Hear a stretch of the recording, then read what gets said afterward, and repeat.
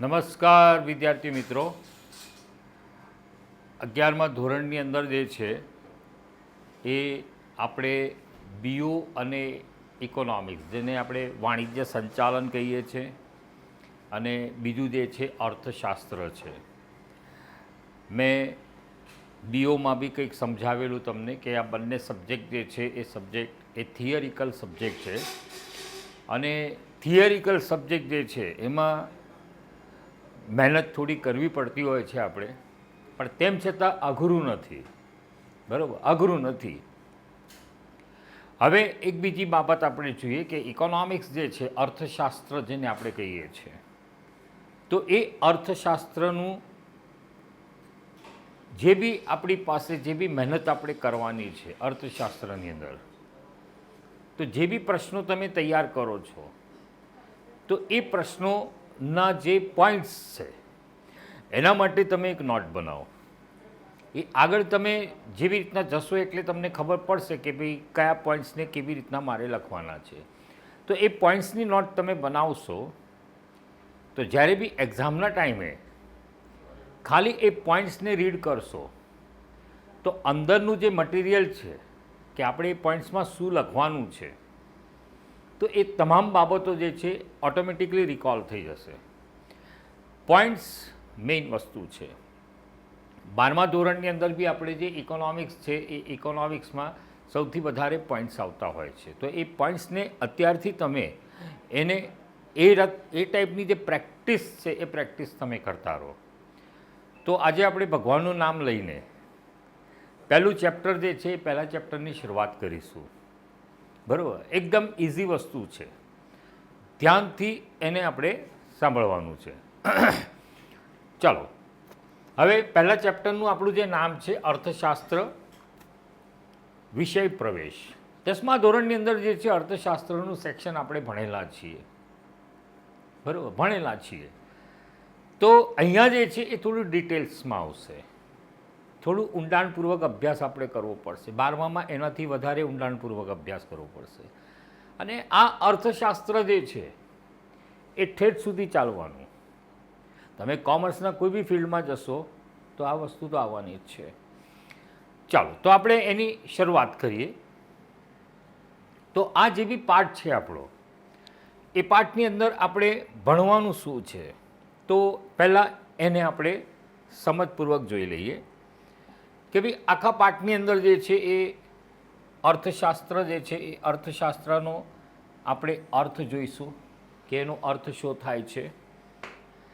પછી ભારતની અંદરનું જે અર્થશાસ્ત્ર છે એનું થોડું ઘણું ચિંતન કરીશું આપણે કે ભાઈ આપણા દેશની અંદર ઇકોનોમિક્સ જે છે એ ઇકોનોમિક કન્ડિશન કઈ ટાઈપની છે. પશ્ચિમના દેશોનું અર્થશાસ્ત્ર જે છે એ અર્થશાસ્ત્રનો ઉદ્ભવ અને વિકાસ. પછી અહીંયા જે 4 નામો તમને આપેલા છે, આ બધા અર્થશાસ્ત્રીઓ છે: Adam Smith, Marshall, Robinson and Samuels. તો આ બધા અર્થશાસ્ત્રીઓના નામ છે. તો એ અર્થશાસ્ત્રીઓએ કંઈક જુદી જુદી પ્રકારની વ્યાખ્યાઓ જે છે એ વ્યાખ્યાઓ પણ આપેલી છે. તો એને બી આપણે જોઈશું. ચાલો, પછીનો જે ટૉપિક છે એ આર્થિક પ્રવૃત્તિ, બિન આર્થિક પ્રવૃત્તિ. રાઈટ, એકમલક્ષી અર્થશાસ્ત્ર કોને કહેવાય, સમગ્રલક્ષી અર્થશાસ્ત્ર કોને કહેવાય, આર્થિક માહિતીની રજૂઆત. પછી આંકડાકીય માહિતીનું મહત્ત્વ જે છે એ મહત્ત્વ તમને આપેલું છે. એ જુદા જુદા ટૉપિક તમને આપેલા છે, તો એના વિશે આપણે માહિતી જોઈશું. પછી આંકડાકીય માહિતીને આકૃતિ કે આલેખમાં કઈ રીતના રજૂ કરવું, બહુ ઇઝી છે આ. બરાબર, આલેખ દોરતા તો બધાને આવડે છે, તો એની કંઈક બાબતો તમને આપેલી છે. પછી આકૃતિ કે આલેખમાં આંકડાકીય માહિતીની રજૂઆત કેવી રીતના કરવાની, તો જુદા જુદા પ્રકારના આલેખો છે. સ્તંભ આકૃતિ કોને કહેવાય, પાસેની સ્તંભ આકૃતિ કોને કહેવાય, વૃત્તાંશ આકૃતિ કોને કહેવાય. તો આ બધી જ વસ્તુ જે છે એ ઇન્ટરેસ્ટિંગ વસ્તુ છે, બહુ મજા આવશે તમને. પછી વ્યવહારિક મહત્ત્વ શું છે, આંતરરાષ્ટ્રીય ઘટનાઓ કઈ થઈ છે, ઐતિહાસિક ઘટનાઓ કઈ થઈ છે, આર્થિક મહત્ત્વ શું છે અર્થશાસ્ત્રનું, રોજબરોજના વ્યક્તિગત નિર્ણયો માટે અર્થશાસ્ત્ર શું ઉપયોગી છે, સરકારની નીતિઓ જે છે એને સમજવા માટે અર્થશાસ્ત્ર જે છે કેમ જરૂરી છે, અને વ્યાવસાયિક મહત્ત્વ. તો આ બધા જ ટૉપિક જે છે એ આપણને ભણવાના આવશે. અને ઇટ્સ વેરી ઇન્ટરેસ્ટિંગ બેટા, તમને ખરેખર બહુ મજા આવશે. એક વ્યવહારિક વસ્તુ છે અને એને લખવામાં ખરેખર બહુ મજા આવશે. તો આપણે એની શરૂઆત જે છે એ શરૂઆત કરીશું. શરૂઆતની અંદર જે પ્રસ્તાવના છે એ પ્રસ્તાવના હું તમારી સામે વાંચીશ કે માનવી એક બુદ્ધિશાળી પ્રાણી છે, તેથી તે પોતાની આસપાસની પરિસ્થિતિનું વિશ્લેષણ કરી શકે છે અને વર્ગીકરણ પણ કરી શકે છે. આપણે બુદ્ધિશાળી છીએ. માનવ જીવન સુખરૂપ ચાલે તે માટે તેણે કેટલીક વ્યવસ્થાઓ પણ ઊભી કરી છે, જેમ કે સમાજ વ્યવસ્થા, રાજ્ય વ્યવસ્થા, અર્થવ્યવસ્થા, રાઈટ. આ વ્યવસ્થાઓને સમજવા માટે, તેને પેઢી દર પેઢી ચલાવવા માટે તથા વ્યવસ્થામાં ઊભા થતા પ્રશ્નો, સમસ્યાઓના ઉકેલ માટે માણસે વિવિધ શાસ્ત્રોની રચના કરેલી છે, કારણ કે બુદ્ધિશાળી છે માનવી. આધુનિક યુગમાં માણસ કેટલાક પ્રશ્નો અને સમસ્યાનો ઉકેલ લડાઈ કે યુદ્ધ દ્વારા લાવતો પણ સમજણના વિકાસ સાથે તે સમસ્યાનો ઉકેલ શાસ્ત્રો દ્વારા, બુદ્ધિપૂર્વકની ગણતરીઓ દ્વારા, બરાબર, એ લાવતો થયો. અર્થશાસ્ત્ર આ રીતે માનવીની આર્થિક સમસ્યાઓના ઉકેલ માટે તથા માનવીના આર્થિક વર્તનનો અભ્યાસ કરતું એક શાસ્ત્ર ગણાય છે. તો આ દીકરાઓ શું આપ્યું છે કે અર્થશાસ્ત્ર વિશે જે છે એક પ્રસ્તાવના તમને લોકોને આપેલી છે. હવે અહીંયા જે છે એ તમને અર્થશાસ્ત્રનો અર્થ આપેલો છે. તો અમે જ્યારે ભણતા હતા બેટા, ત્યારે અમારા જે સર છે એ અર્થશાસ્ત્રની વ્યાખ્યા આવી રીતના આપતા હતા કે બેટા અર્થશાસ્ત્ર જે છે એની સંધિ જે છે સંધિ છૂટી કરો. તો અમે કરી નાખીએ કે અર્થ વત્તા શાસ્ત્ર, બરાબર. તો એ અર્થનો અર્થ શું થાય છે? તો અર્થનો અર્થ નાણું થાય છે, બરાબર. અને શાસ્ત્ર એટલે શું? તો કે નાણાંનું પદ્ધતિસરનું જ્ઞાન. સંપૂર્ણપણે અર્થશાસ્ત્ર જે છે એ નાણાં ઉપર ટકેલું છે, સંપૂર્ણ અર્થશાસ્ત્ર. નાણાં વગરની જે પ્રવૃત્તિઓ છે તો આપણે એને તરત જ કહીશું બિન આર્થિક પ્રવૃત્તિ. પણ અર્થશાસ્ત્રમાં નાણું જે છે, કોઈ પણ લેવડ દેવડ આપણે કરીએ છીએ તો દીકરાઓ એમાં નાણું જ આવતું હોય છે વચ્ચે. તો અહીંયા જે છે એ અર્થશાસ્ત્રનો અર્થ તમને આપેલો છે. તો બહુ ધ્યાનથી તમે જોજો કે અર્થશાસ્ત્રનો અર્થ શું થાય છે. કે અર્થશાસ્ત્ર શબ્દનો સાદો અર્થ, અર્થ એટલે શાસ્ત્ર, બરોબર. સંસ્કૃત શબ્દ અર્થ પરથી આ શબ્દ ઉતરી આવ્યો છે. સંસ્કૃતમાં અર્થ શબ્દના અનેક અર્થ છે, જેમાંનો એક છે ઉદ્દેશ, કશુંક મેળવવું, બરોબર, જે આધુનિક આર્થિક અર્થ સાથે વધારે સુસંગત છે. અર્થ એટલે નાણું જ થાય છે, બરોબર. અંગ્રેજી શબ્દ ઇકોનોમિક્સ, આ ગ્રીક શબ્દ જે છે ઓઇકોનોમોસ, ઓઇકોનોમોસ, બરોબર, તો એના પરથી ઉતરી આવ્યો છે.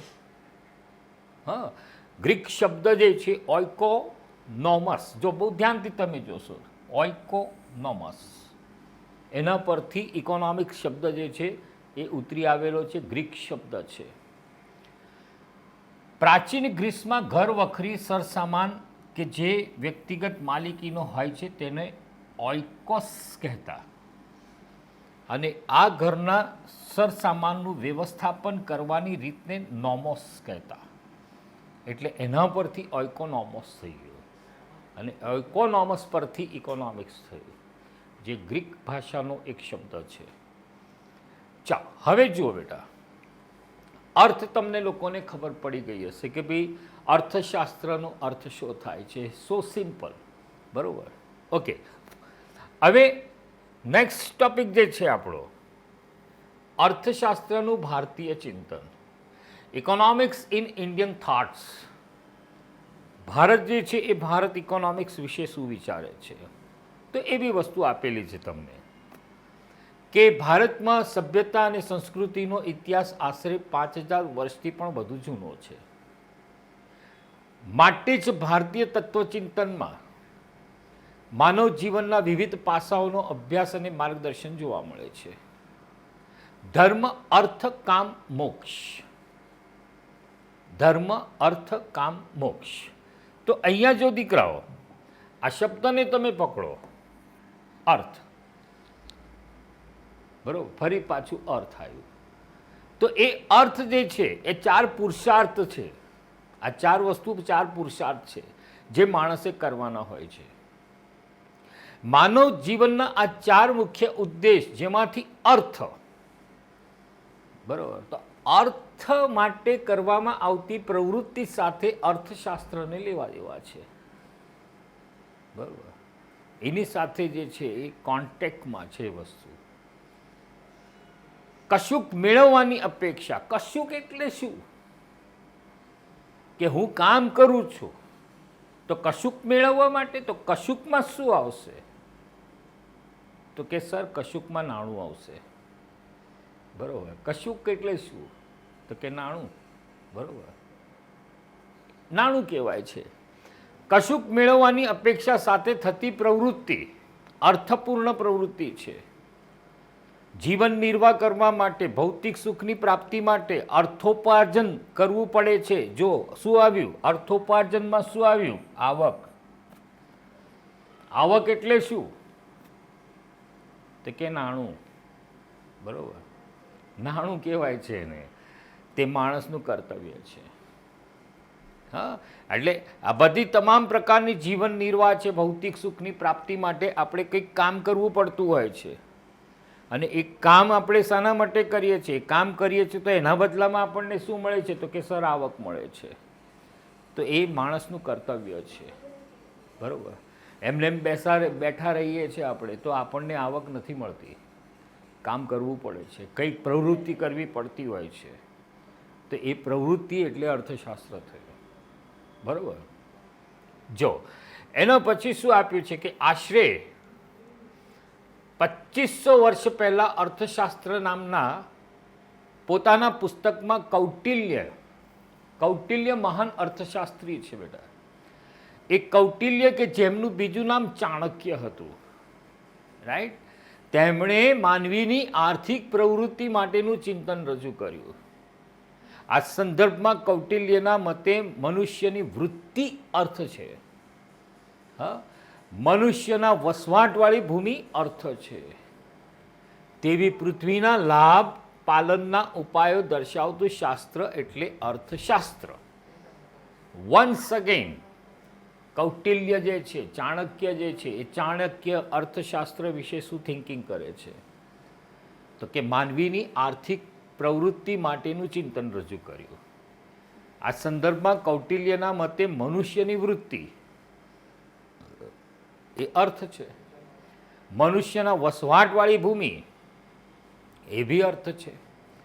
તેવી જ રીતના પૃથ્વીના લાભ પાલનના ઉપાયો દર્શાવતું શાસ્ત્ર એટલે અર્થશાસ્ત્ર. ભારતીય ચિંતનમાં માનવ કલ્યાણનો સમગ્રતયા વિચાર થયો. આર્થિક પ્રવૃત્તિ પણ માત્ર અર્થ કેન્દ્રિત ન રહેતા નૈતિક આધારો સાથે સમગ્ર માનવ કલ્યાણને ધ્યાનમાં રાખીને થાય છે. ચાણક્ય જે છે એ ચાણક્યના અર્થશાસ્ત્રમાં નીતિશાસ્ત્રની પણ અસર છે. બરોબર, ચાણક્યના મોટાભાગના આર્થિક વિચારોમાં જાહેર અને સામૂહિક વર્તનવાળી આર્થિક પ્રવૃત્તિ જ કેન્દ્ર સ્થાને છે. અને ખાસ તો રાજાશાહી રાજ્ય વ્યવસ્થામાં કૃષિ પ્રધાન અર્થવ્યવસ્થાને ધ્યાનમાં રાખી આર્થિક બાબતોનું માર્ગદર્શન કૌટિલ્યએ કરેલું છે. એટલે આ કૌટિલ્યના થિંકિંગ છે બેટા. બરાબર, કે પ્રાચીન ભારતની અંદર જે કૌટિલ્ય થયા, જે ચાણક્ય થયા, એ ચાણક્ય અર્થશાસ્ત્ર વિશે આ વસ્તુ કહેતા હતા. હવે અહીંયા આપણને જે નેક્સ્ટ ટોપિક આપેલો છે બેટા, કે પશ્ચિમમાં અર્થશાસ્ત્રનો ઉદ્ભવ. Formal development of economics as a science in the West. પશ્ચિમી દેશો જે છે એ પશ્ચિમી દેશોનો અર્થશાસ્ત્ર જે છે એ અર્થશાસ્ત્ર પશ્ચિમી દેશોમાં કેવી રીતના ઉદ્ભવ્યો, એનો વિકાસ જે છે એ વિકાસ કેવી રીતના થયો, તો એના વિશે બેટા તમને લોકોને કંઈક આપેલું છે. તો જો તત્વચિંતક એરિસ્ટોટલે ઓઇકોનોમિકા નામનું પુસ્તક લખેલું, ખાલી જગ્યામાં પૂછાય, બરાબર, અને આર્થિક ચિંતન રજૂ કર્યું. ઔદ્યોગિક ક્રાંતિ બાદ જેમ ઉદ્યોગ ક્ષેત્રે સૂક્ષ્મ શ્રમ વિભાજન થયું, બરાબર, અને વિશિષ્ટીકરણ થયું કે કોઈ એક કામ એક જ વ્યક્તિ દ્વારા થાય અને તેમાં જ તે કુશળતા મેળવે, સૂક્ષ્મ શ્રમ વિભાજન, બરાબર. સૂક્ષ્મ શ્રમ વિભાજન જે છે એ અહીંયા ઔદ્યોગિક ક્રાંતિ એટલે શું, તો કે ઔદ્યોગિક ક્રાંતિનો અર્થ શું થાય છે કે જે યુરોપિયન દેશો હતા એ યુરોપિયન દેશોમાં જે ઉદ્યોગોની શરૂઆત થઈ, જે ઉત્પાદનની શરૂઆત થઈ એ શું કહેવાય છે, તો કે ઔદ્યોગિક ક્રાંતિ, ઇન્ડસ્ટ્રીયલ રિવોલ્યુશન જેને અંગ્રેજીમાં આપણે કહીએ છીએ. ઇન્ડસ્ટ્રીઓ શરૂ થઈ, ઉદ્યોગો શરૂ થયા, ઔદ્યોગિક ક્રાંતિ. અને એ ઔદ્યોગિક ક્રાંતિ બાદ ઉદ્યોગ ક્ષેત્રે સૂક્ષ્મ શ્રમ વિભાજન શરૂ થયું. સૂક્ષ્મ શ્રમ વિભાજન કોને કહેવાય છે, તો કોઈ એક કામ એક જ વ્યક્તિ દ્વારા થાય, બરાબર. બધા કામમાં બધી વ્યક્તિઓ, કોઈ એક વ્યક્તિ બધા કામમાં એક્સપર્ટ નથી હોતી. શાળાની અંદર જે છે એક જ ટીચર ગણિત બી ભણાવે ને, ભૂગોળ બી ભણાવે ને, ઇકોનોમિક્સ બી ભણાવે, હિન્દી બી ભણાવે, તો આપણે કહીએ you are the master of none, તમને નથી આવડતું, બરાબર. તો અહીંયા આ વસ્તુ છે સૂક્ષ્મ શ્રમ વિભાજન, કે કોઈ એક જ કામ એક જ વ્યક્તિ દ્વારા થાય, તેમાં તે કુશળતા મેળવે, બરાબર છે. કે જ્યારે કોઈ વ્યક્તિ કન્ટિન્યુએશનમાં એક જ કામ કરતું હોય છે તો એમાં એની કુશળતા આવી જશે. હા, તેમ જ્ઞાનના ક્ષેત્રોમાં અભ્યાસ અને સંશોધનોમાં પણ વિશિષ્ટીકરણ થયું. ભૌતિક વિજ્ઞાનોની જેમ સમાજ વિજ્ઞાનનો અને માનવ વર્તનનો અભ્યાસ કરતા શાસ્ત્રોમાં પણ વિશિષ્ટીકરણ થયું. એમાં કંઈક નવી નવી શોધ થઈ. અભ્યાસની પદ્ધતિ માત્ર તર્ક કે કલ્પના આધારિત ન રહેતા પ્રયોગ અને ચકાસણી આધારિત વૈજ્ઞાનિક પદ્ધતિથી અભ્યાસ શરૂ થયા. એટલે અત્યાર સુધી માનવીના આર્થિક વર્તનનો રાજ્યશાસ્ત્ર અને નીતિશાસ્ત્ર કે તત્વચિંતનના ભાગરૂપે અભ્યાસ થયો છે, અને તેનો સ્વતંત્ર વિષય તરીકે અભ્યાસ શરૂ થયો. ઔદ્યોગિક ક્રાંતિને કારણે મોટા યંત્રો શરૂ થયા, નવા યંત્રોની શોધ થઈ, મોટા પાયે ઉત્પાદન થયું, આર્થિક સત્તાનું કેન્દ્રીયકરણ થયું, જંગી મૂડીરોકાણ જે છે એનું સર્જન થયું, અને પરિણામે એક નવી આર્થિક સામાજિક વ્યવસ્થા ઊભી થઈ, બરાબર. કે ઔદ્યોગિક ક્રાંતિ થઈ બેટા, ઉદ્યોગોની શરૂઆત થઈ, તો એ ઉદ્યોગોની શરૂઆતથી શું થયું, તો કે ઉત્પાદન વધ્યું, આર્થિક સત્તાનું કેન્દ્રીયકરણ થયું, જંગી મૂડીરોકાણ જે છે એની જરૂરિયાત પડી, અને પરિણામે નવી આર્થિક સામાજિક વ્યવસ્થા ઊભી થઈ ગઈ. અને આ સંદર્ભે કોઈપણ દેશની આર્થિક સંપત્તિમાં વધારો થવાના કારણો શું હોઈ શકે, બરાબર. તો એના માટે આપણને એડમ સ્મિથ જે છે 1776માં એડમ સ્મિથે અર્થશાસ્ત્રનું સ્વતંત્ર ચિંતન રજૂ કરતું એક પુસ્તક રજૂ કર્યું, બરાબર. એડમ સ્મિથ એક અર્થશાસ્ત્રી છે. તો હવે અહીંયા જે છે બેટા એમણે શું લખ્યું છે કે an inquiry into the nature and the causes of wealth of a nations. Wealth of nations, economically development જેટલું થાય છે તો વેલ્થ ઓફ નેશન થાય છે. જે દેશ ઇકોનોમિકલી કન્ડિશનમાં નબળો હોય છે તો એ દેશ જે છે એનો વિકાસ અટકી જાય છે. વેલ્થ ઓફ નેશન્સ ક્યારે થશે, તો ઇકોનોમિકલી કન્ડિશનમાં ફેરફાર થશે, બરાબર. તો પ્રખ્યાત થયું ને આ પુસ્તકને લીધે અર્થશાસ્ત્રનો સ્વતંત્ર અને વૈજ્ઞાનિક ઢબે અભ્યાસ શરૂ કરવાનું બહુમાન એડમ સ્મિથને મળેલું છે. તો અહીંયા જે છે દીકરાઓ, એ તમારા પ્રશ્નોની શરૂઆત થશે, બરાબર. એડમ સ્મિથે અર્થશાસ્ત્રની વ્યાખ્યા શું આપેલી છે? એડમ સ્મિથ જે છે એમણે અર્થશાસ્ત્રની વ્યાખ્યા શું આપેલી છે? તો આપણે એમની વ્યાખ્યાને જોઈએ બેટા, કે અર્થશાસ્ત્ર એટલે સંપત્તિનું શાસ્ત્ર. એડમ સ્મિથની પહેલી વ્યાખ્યા. સંપત્તિ આપણે જેટલી બી ભેગી કરીએ છીએ, ઇટ્સ ઇકોનોમિક્સ, બરાબર. અર્થશાસ્ત્ર એ સંપત્તિનું શાસ્ત્ર છે. તેઓ માને છે કે, શું માને છે? કે ઉત્પાદક શ્રમ દ્વારા ઉત્પન્ન થયેલા ભૌતિક સંપત્તિના ઉત્પાદન, વપરાશ અને વિનિમયનો અભ્યાસ કરતું શાસ્ત્ર એટલે અર્થશાસ્ત્ર. ઉત્પાદક શ્રમ દ્વારા, કે જે શ્રમિકો છે એ શ્રમિકો વસ્તુનું ઉત્પાદન કરે છે, બરાબર. ઉત્પન્ન થયેલા ભૌતિક સંપત્તિ, ઓલવેઝ ઉત્પાદનમાં ભૌતિક સંપત્તિનું ઉત્પાદન થાય છે, અને એ ભૌતિક સંપત્તિ એનું ઉત્પાદન થયા પછી એનો વપરાશ થાય છે. વપરાશ અને વિનિમય, કે કોઈ બી વસ્તુનું ઉત્પાદન થાય છે બેટા, તો એ ઉત્પાદક દ્વારા થાય છે, એ શ્રમિક દ્વારા થાય છે, તો એ ભૌતિક સંપત્તિ કહેવાય છે, બરાબર. કે આપણા ઘરની અંદર આપણે નવું ટેલિવિઝન લાવીએ છીએ તો એ ભૌતિક સંપત્તિ થઈ એક પ્રકારની. અને એ ભૌતિક સંપત્તિને ખરીદવા માટે આપણે શું કરવું પડે છે? તો કે વિનિમય કરવો પડે છે. વિનિમય એટલે શું? નાણું, બરાબર. અને એનો અભ્યાસ કરતું શાસ્ત્ર, બહુ દેશી ભાષામાં સમજાવું છું, એને આપણે શું કહીએ છીએ? અર્થશાસ્ત્ર. હા, તો અર્થશાસ્ત્ર સંપત્તિનું શાસ્ત્ર છે. એડમ સ્મિથ શું કહે છે? તેઓ માને છે કે ઉત્પાદક શ્રમ દ્વારા ઉત્પન્ન થયેલા ભૌતિક સંપત્તિના ઉત્પાદન, વપરાશ અને વિનિમયનું અભ્યાસ કરતું શાસ્ત્ર એટલે અર્થશાસ્ત્ર. બધાને યાદ રહેવું જોઈએ, બરાબર, ભૂલતા ના. પછી એડમ સ્મિથે અર્થશાસ્ત્રને સામાજિક વિજ્ઞાનનો દરજ્જો પણ આપ્યો છે. કે અર્થશાસ્ત્ર શું છે? તો કે સામાજિક વિજ્ઞાન છે. કેમ? કેવી રીતના? તો કે કારણ કે એક બાજુ માનવીના આર્થિક વર્તનનો અભ્યાસ કરે છે, તો બીજી બાજુ તેની અભ્યાસ પદ્ધતિ વૈજ્ઞાનિક છે. અર્થશાસ્ત્રમાં માનવીના આર્થિક વર્તનમાં હું એકદમ સિમ્પલ લેંગ્વેજમાં તમને બતાવું કે ફેશન બદલાય છે આજના સંજોગોમાં. તો અહીંયા જે બી માનવી છે એ માનવીનું આર્થિક વર્તન બી બદલાઈ જશે. આર્થિક વર્તન બી બદલાઈ જાય છે યાર. ફેશન બદલાય છે, બરાબર, ટ્રેન્ડ બદલાય છે.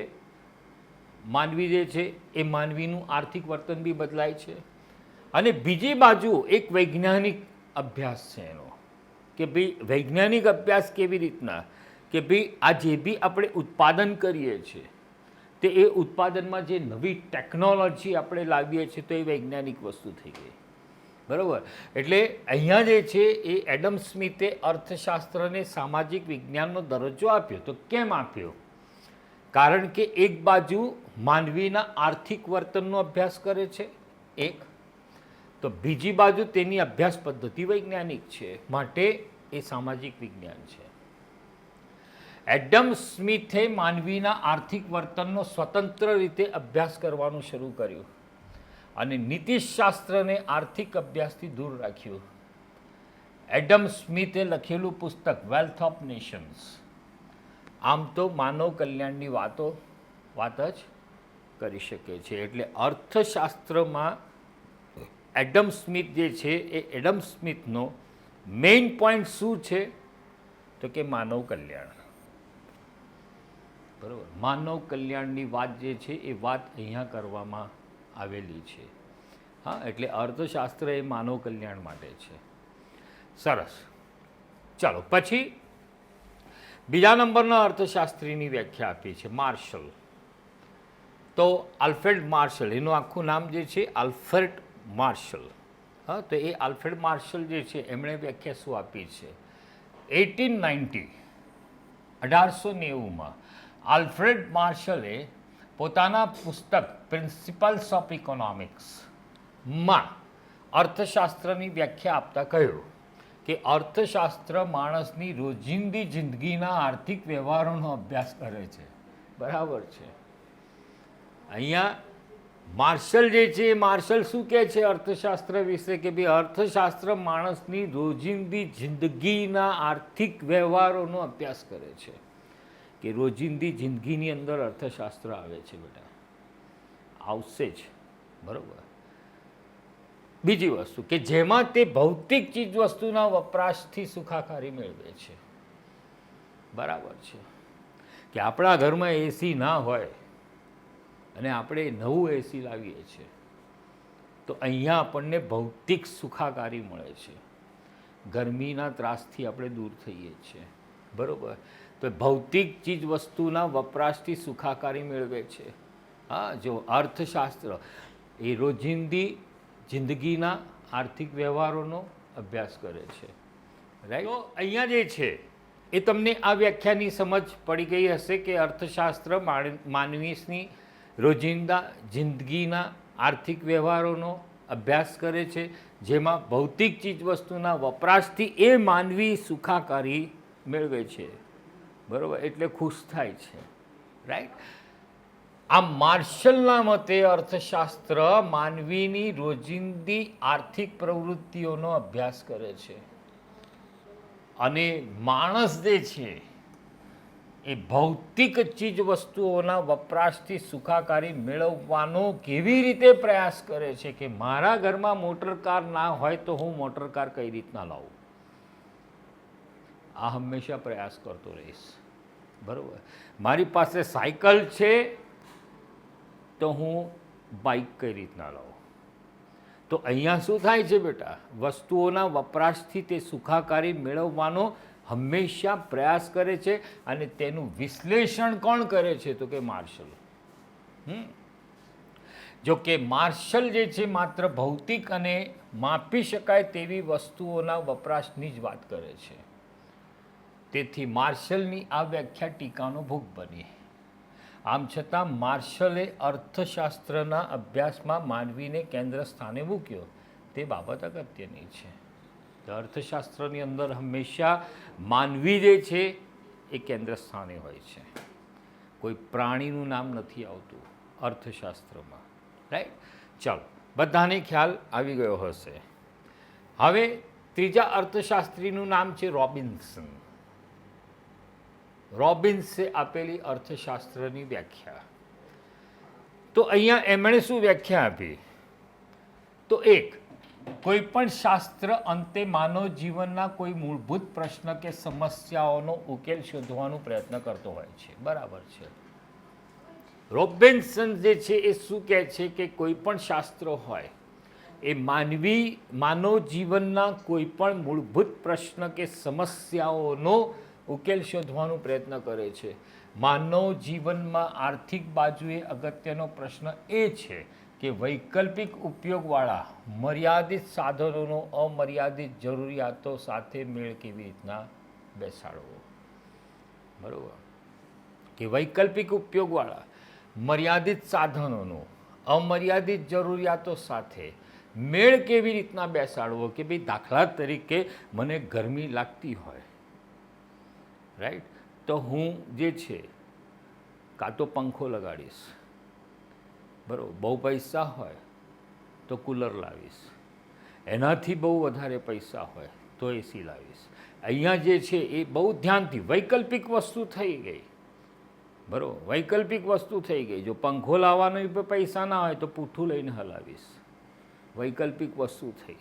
રાઈટ. તો વૈકલ્પિક ઉપયોગવાળા મર્યાદિત સાધનોનો અમર્યાદિત જરૂરિયાતો સાથે મેળ કેવી રીતના બેસાડવો, તો એ આપણને રોબિન્સન ભાઈ કહે છે. 1931માં લાયોનલ રોબિન્સે પોતાના પુસ્તક, એમણે ઇકોનોમિક્સ પર એક પુસ્તક લખ્યું છે, nature and significance of economics માં અર્થશાસ્ત્રની વ્યાખ્યા આપી છે કે economics is the science which studies human behavior as a relationship between ends and a scarce means which have the alternative uses. કે અર્થશાસ્ત્ર એ માણસ પોતાની જરૂરિયાતો અને વૈકલ્પિક ઉપયોગ ધરાવતા સાધનો વચ્ચે કેવી રીતના મેળ બેસાડે છે તેની વર્તણૂકનો અભ્યાસ કરતું વિજ્ઞાન એટલે અર્થશાસ્ત્ર. બધાને વ્યાખ્યા ખબર પડી ગઈ હશે. ધ્યાન રાખજો, આ વ્યાખ્યાઓ જે છે એ વ્યાખ્યાઓ એક્ઝામમાં તમને પૂછશે, બરાબર? એટલે વ્યાખ્યાઓને ધ્યાનમાં રાખજો. દરેક અર્થશાસ્ત્રીએ કઈ કઈ વ્યાખ્યાઓ આપેલી છે એ વ્યાખ્યાઓને ધ્યાનથી તમે જોશો. એક્ઝામની અંદર જે છે આ પ્રશ્નો જે છે એ તમને પૂછાશે. ઓકે, ચાલો. પછી માનવીની જરૂરિયાતો અમર્યાદિત છે, વારંવાર ઉદ્ભવે છે, બરાબર છે? કે આજે ખાધું, સવારે ખાધું, બપોરે બી ખાઈશું, હોંજે બી ખાઈશું, રાત્રે બી ખાઈશું, ભૂખ લાગે તો. જરૂરિયાત જે છે એ જરૂરિયાત કેવી છે? માનવીની અમર્યાદિત છે, બરાબર? અમર્યાદિત જરૂરિયાત છે. આજે એક જરૂરિયાત સંતોષાય, બીજીનો ઉદ્ભવ થઈ જશે, બીજી સંતોષાય, ત્રીજી ઉદ્ભવશે. તો અહીંયા માનવીની જરૂરિયાતો અમર્યાદિત છે, વારંવાર ઉદ્ભવે છે. આનાથી વિરુદ્ધ આ જરૂરિયાતો સંતોષવાના સાધનો મર્યાદિત છે. હવે અહીંયા જરૂરિયાત સંતોષવાના સાધનો એટલે નાણું થયું, બરાબર? એ નાણું થયું યાર.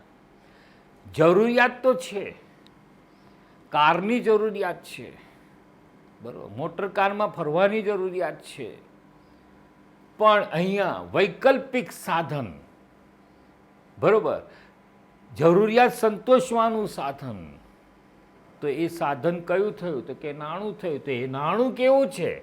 મર્યાદિત છે. કાર લાવવાના પૈસા નથી તો શું કરીશું આપણે? જરૂરિયાતને લાત મારી દઈશું. એ સંતોષી નથી શકતા આપણે. કેમ? તો કે જરૂરિયાત સંતોષવાના સાધનો મર્યાદિત છે અને વૈકલ્પિક ઉપયોગ ધરાવે છે. તરસ લાગે છે, આપણને તરસ લાગે છે તો આપણે પાણી બી પી શકીએ છીએ, આપણે કોલ્ડ ડ્રિંક્સ બી પી શકીએ છીએ. તો વૈકલ્પિક ઉપયોગ થયો, બરાબર? એને વૈકલ્પિક ઉપયોગ કહેવાય છે. તો એ વૈકલ્પિક ઉપયોગ ધરાવે છે. હવે આ સમસ્યાના સંદર્ભે અર્થશાસ્ત્રનું કામ અછતવાળા સાધનોનો કેવી રીતે ઉપયોગ થાય કે જેનાથી માણસની વધુમાં વધુ જરૂરિયાત સંતોષાય તેનું માર્ગદર્શન કરવાનું છે. કે જ્યારે બી અહીંયા આપણે કોઈ અછત સર્જાય છે વસ્તુની, તો એ અછત વખતે માનવી કેવી રીતના કામ કરે છે? કે આપણી પાસે મર્યાદિત પૈસા હોય અને જરૂરિયાત બી સંતોષવી છે, તો આપણે કઈ રીતના કામ કરીશું? તો એ વસ્તુ તમને અહીંયા આપેલી છે કે અર્થશાસ્ત્રનું કામ અછતવાળા સાધનોનો કેવી રીતે ઉપયોગ થાય જેનાથી માણસની વધુમાં વધુ જરૂરિયાતો સંતોષાય તેનું માર્ગદર્શન મેળવવાનું છે. અને રોબિન્સે અર્થશાસ્ત્રને વાસ્તવલક્ષી વિજ્ઞાન કીધેલું છે, કારણ કે આ બધી જ વસ્તુ જે છે એ વાસ્તવમાં એટલે પ્રેક્ટિકલી આપણે એનો યુઝ કરીએ છીએ. તે માનવીના આર્થિક વર્તનનો અભ્યાસ કરતું શાસ્ત્ર છે. માનવીનું વર્તન કઈ ટાઈપનું છે, બરાબર? એની પાસે જરૂરિયાત સંતોષવાના સાધનો કેટલા છે, તો એ માનવીનું વર્તન થયું. તો રોબિન્સ માને છે કે અર્થશાસ્ત્ર શું છે તેનો અભ્યાસ કરે છે, શું હોવું જોઈએ, હા, તેવી નૈતિક બાબતોનો અભ્યાસ કરતું નથી. તો આ અર્થમાં વાસ્તવલક્ષી શાસ્ત્ર છે, આદર્શવાદી શાસ્ત્ર નથી, બરાબર? તો અહીંયા જે છે એ આ અર્થશાસ્ત્રીએ તમને વ્યાખ્યા શું આપેલી છે તો એને બી તમે ધ્યાનમાં લેશો. ચાલો, એના પછી સેમ્યુઅલ્સ એમણે શું વ્યાખ્યા આપી છે તો જો બહુ ધ્યાનથી એને આપણે જોઈએ કે economics is the study of how society uses scarce resources to produce valuable commodities and distribute them among a different people. કે સમાજ કેવી રીતે પોતાના અછતવાળા સાધનો દ્વારા અગત્યની જરૂરિયાતોનું ઉત્પાદન કરે છે, જુદા જુદા લોકો વચ્ચે તે વહેંચે છે, તેનો અભ્યાસ કરતું શાસ્ત્ર એટલે અર્થશાસ્ત્ર. અને 1947માં સેમ્યુઅલ સમાજની પસંદગીઓ અને વહેંચણીના મુદ્દાને અર્થશાસ્ત્રના અભ્યાસ ક્ષેત્રે મહત્ત્વનું સ્થાન આપે છે. તો આ સેમ્યુઅલ્સે આપેલી એક વ્યાખ્યા છે. ફરીથી એક વખત કહું છું કે જેટલા અર્થશાસ્ત્રીઓએ તમને વ્યાખ્યા આપેલી છે એ વ્યાખ્યાઓને બહુ ધ્યાનથી વાંચજો, એને તૈયાર કરજો, કારણ કે તમને એક્ઝામની અંદર આ વસ્તુ પૂછશે, બરાબર? એટલે એને ધ્યાનથી તમારે તૈયાર કરવાની છે. હવે જે નેક્સ્ટ ટોપિક આપણો આવશે કે આર્થિક પ્રવૃત્તિ એટલે શું, તો એ આપણે નેક્સ્ટ સેશનમાં જોઈશું.